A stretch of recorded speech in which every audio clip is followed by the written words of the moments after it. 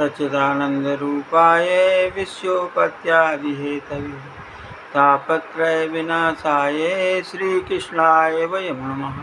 साथियों, आपके मन में विचार आता होगा कि ये ही श्लोक प्रार्थना में सर्वप्रथम क्यों है। मैंने एक दिन बताया था, आज भी बता रहा हूँ कि भगवान कृष्ण से ये प्रार्थना है कि भगवान आप तीनों तापों को दूर कर सकते हैं, मेरे भी तीनों तापों को दूर करिए। मैं नमन कर रहा हूँ, आपको प्रणाम कर रहा हूँ। और सुख और दुख इन्हीं से है, तीनों तापों में। ताप का मतलब दुख, तापत्र है, तीन ताप। तो तीनों तापों को, दुख को, उसको हमें नष्ट कर देने के लिए जो है भगवान हमें सुख प्रदान कीजिए, दुखों का अंत करिए प्रभु। मेरे दिमाग में बात आई, कल मैंने कहा था वो कहानी सुनाने के लिए, दृष्टांत सुनाने के लिए मैं ज़रूर बताऊंगा, आज कहूँगा। लेकिन सबसे पहले ये बात आई दिमाग में कि वास्तविकता में मनुष्य को बचपन और अपनी युवा अवस्था में तत्व ज्ञान नहीं होता है, भगवान की ओर वो ज़्यादा प्रेरित नहीं होता है, ऐसे झंझावाट में फंस जाता है, संसार की ऐसी भोग विलासता में फंस जाता है, सुख और दुख में सुख में फंस जाता है कि जो है वो निश्चित रूप से कुछ ध्यान नहीं देता है। पहले माँ और पिताजी का प्यार, फिर इसके बाद युवा में स्त्री का सहयोग, इनमें फंसा रहता है और अपना जीवन व्यतीत करता रहता है। मैं आपको ये बताना चाहता हूँ कि वास्तविकता में बुढ़ापे में जब आकर के जीवन की सार्थकता का पता चलता है, और आप भी जानते हैं इस बात को कि बुढ़ापा बहुत, लोग कह भी देते हैं देहातों में, सब में जो है लोग, बुढ़ापा बहुत खराब होता है। खराब नहीं होता है, उस समय जीवन की सार्थकता संज्ञान में आती है, इसलिए लगता है कि बुढ़ापा बहुत खराब है। तो मैं तो ये कहना चाहूँगा कि बुढ़ापे की तैयारी पहले से ही हम करने लगे। यदि मेरे पास कोई ऐसा श्रोता है या मेरे वाक्यों को कोई सुनता है तो ये समझ ले, यदि युवा है तो बुढ़ापा क्या है और बुढ़ापे के लिए आज ही तैयारी करना चाहिए। पहले तो मैं उन तीन व्यक्तियों को, जो श्रोता मेरे, जो मेरे सहयोगी बने, श्रोता न कहिए, मेरे सत्संग में सहयोगी बने हैं, उन तीनों भाइयों को धन्यवाद दूंगा और ये कहूँगा कि मैंने उन लोगों ने मेरे ऊपर उपकार किया, सहयोग करके मेरी मनसा और बढ़ी कि हम लोगों के बीच में अपनी बात करें। और मैं बार बार ये कहता हूँ कि ये आप हम पर एहसान कर रहे हैं, हमसे, हमें जो है प्रेरित कर रहे हैं। इससे मेरा समय भगवान की भक्ति में मैं पढ़ता हूँ, फिर आपको कहता हूँ, भले ही पढ़ चुका हूँ, लेकिन फिर भी कहीं ना कहीं देखना, सोचना, चिंतन और मनन करने के बाद ही कुछ कहता हूँ। तो उतनी देर भगवान का ध्यान तो करता हूँ, शायद उसी से हमारी सार्थकता मिल जाए जीवन की। तो वो धन्यवाद के पात्र हैं जो हमारे तीन सहयोगी और जुड़े, तीन ना कहिए चार हैं, चार सहयोगी और जुड़ गए हैं, तो मैं उनको धन्यवाद देता हूँ। बुढ़ापे की सार्थकता, बुढ़ापे में जीवन की सार्थकता के विषय में भी मैंने कहा, और जीवन की सार्थकता इसी में श्रीमद् भागवत के जो शब्द पंडितों से या पंडित लोगों को समयाभाव के कारण या देश काल परिस्थिति के कारण जो छूट जाते, वो मुझे कहना जरूरी है। तो श्रीमद् भागवत के आगे पंक्ति में कहने का मतलब 7वें श्लोक में, प्रथम स्कंद के 2 अध्याय के 7वें श्लोक में निश्चित रूप से ये दर्शाया गया है कि भक्ति, भगवान जब समझें कि हमारे अंदर भक्ति आ गई, जब ज्ञान और वैराग्य का अभ्युदय होने लगे, निश्चित रूप से समझिए कि भक्ति के सत्संग के माध्यम से यदि आपके अंदर भक्ति प्रवेश करती है तो कैसे आप जानेंगे कि मेरे अंदर भक्ति आ गई?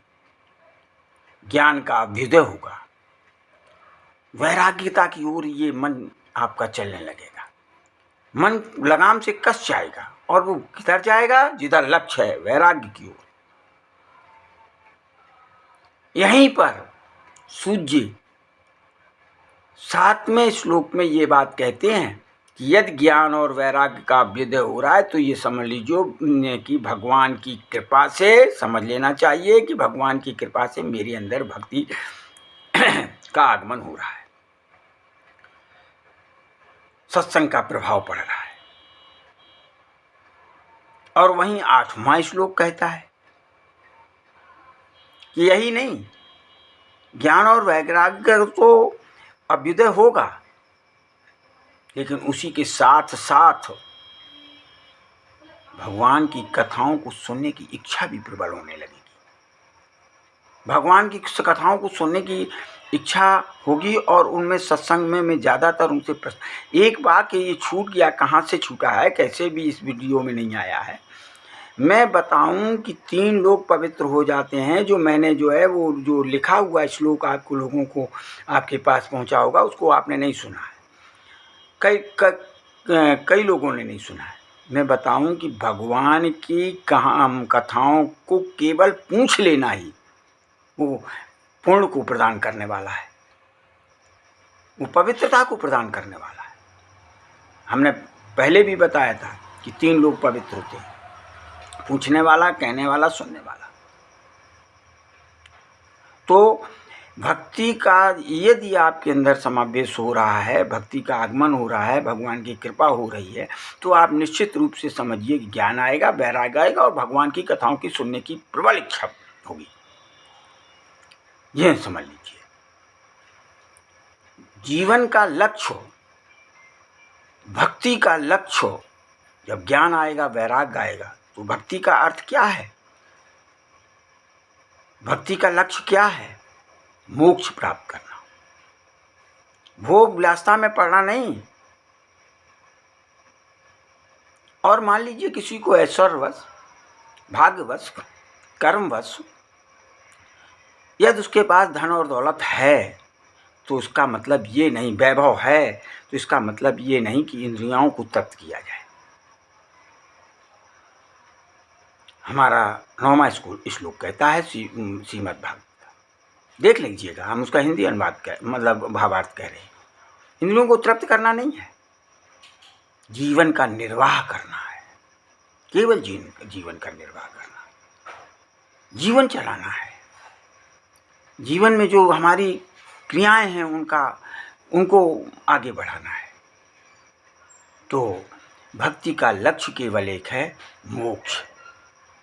शंकराचार्य ने भी कहा, मैंने एक बार कहा था कि यदि मानव का जन्म लिया है तो सबसे बड़ा उसका लक्ष्य है कि हम मुक्ति प्राप्त कर लें, इस संसार में आने जाने से मेरी मुक्ति प्राप्त हो जाए। और तो वो तभी होगा भक्ति के माध्यम से, जब ज्ञान होगा, वैराग होगा, भगवान की लीलाओं को सुनेंगे तो होगा।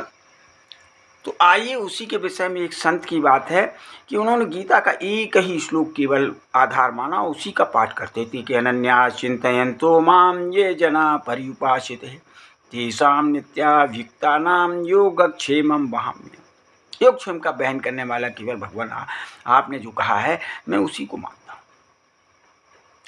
और जो अपनी उनकी पत्नी कभी कुछ कहती थी, कहती थी भगवान जाने, ईश्वर मेरा मालिक है, आप भी मालिक मान लीजिए, वो जो करेगा वो होगा।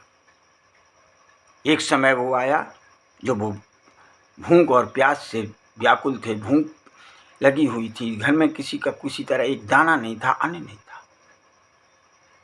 जब वो क्षुधा से इतने पीड़ित हुए कि उनके मन में एक विकार आ गया। विकार माने कौन सा विकार? निराशा रूपी विकार आ गया। निराशा होने लगी कि ये श्लोक ये कहता है कि मैं उसके योगक्षेम का बहन करता हूँ जो अनन्य चित्त से मेरी उपासना करता है। अनन्या चिंतयन्तु माम परिपासित। तो कैसे आज मैं इतना क्षुधा से पीड़ित हूँ, हमारे पत्नी, धर्म पत्नी घर में बैठी है, वो क्षुधा से पीड़ित है और कह रहे हैं कि आज घर में एक दाना नहीं है। तो उन्होंने एक काली पेंसिल लेकर के उस श्लोक को काटना शुरू किया। इतना काटा कि जो है वो मतलब काला सा हो गया। तब तक फिर रुदन करने लगे, भगवान का ध्यान करने लगे। तब तक जो है उनके घर से धर्मपत्नी आई, बोली कि वो भोजन कर लीजिए। उन्होंने कहा भोजन कहाँ से भोजन? उन्होंने कहा एक आपका जो है बालक कोई दे गया, शिष्य दे गया है भोजन, वो भोजन कर लीजिए। तो उन्होंने कहा है कौन सा था बालक, तुमने हमें क्यों नहीं बताया? तो उन्होंने कहा था कि वो डर रहा था आपसे और ये कह रहा था कि गुरुजी हमने देखा उसका तो चेहरा बिल्कुल काला काला पड़ा था, उसमें खरोंच ऐसी थी। तो उन्होंने कहा है तो ऐसा चेला कौन? हमने तो किसी को नहीं मारा पीटा। नहीं, उन्होंने कहा आपने दंडित किया किसी चेले को, इतना मारा जाता है, इतना पीटा जाता है और इतना भय दिखाया जाता है? तो उन्होंने कहा मैंने किसी से नहीं कहा, कुछ भी नहीं कहा। उन्होंने कहा नहीं, उसके काले निशान पड़े थे, खरोंचे पड़ी थी। ओ, उनके ध्यान में आया, रोने लगे और कहने लगे तुम बहुत धर्मज्ञ हो, तुम्हारा जीवन सार्थक हो गया, सार्थक कि तुम्हें उस प्रभु के दर्शन हो गए। मैंने मारा नहीं, किसी को पीटा नहीं, केवल उनके वचन को मैंने जो है आज काली पेंसिल से जो है काटा है। अनन्या चिंतयन्तो माम ये जना पर्युपासते, ये योगक्षेमम महम्यम, वास्तव में योगक्षेम के बहन करने वाले हैं वो, हम नहीं जान पाए। मुझे संदेह पैदा हो गया था, निराशा उत्पन्न हो गई थी, तो मैंने उस श्लोक को काली पेंसिल से काटा। अरे वही भागो, वही प्रभु थे, कोई शिष्य नहीं था। अरे मेरी धर्मपत्नी से कहा कि अरे प्रिया, वास्तविकता में आज तुम्हें भगवान के दर्शन, तुम्हारा जीवन सार्थक हो गया। तो कहने का तात्पर्य यह है कि जो उसके बंधा रहता है, उसकी शरण में चला जाता है, उसकी आज्ञा का पालन करता है, उससे ही आस डोर लगाए बैठा है, उसका रखवाला, रक्षक, सब कुछ मालिक वही है।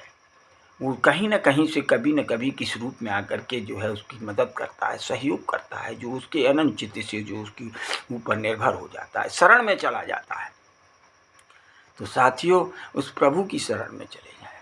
उठते बैठते जागते सोते सब समय मेरे मुँह से ये निकले, हे प्रभु हरि शरणम हरि शरणम हरि।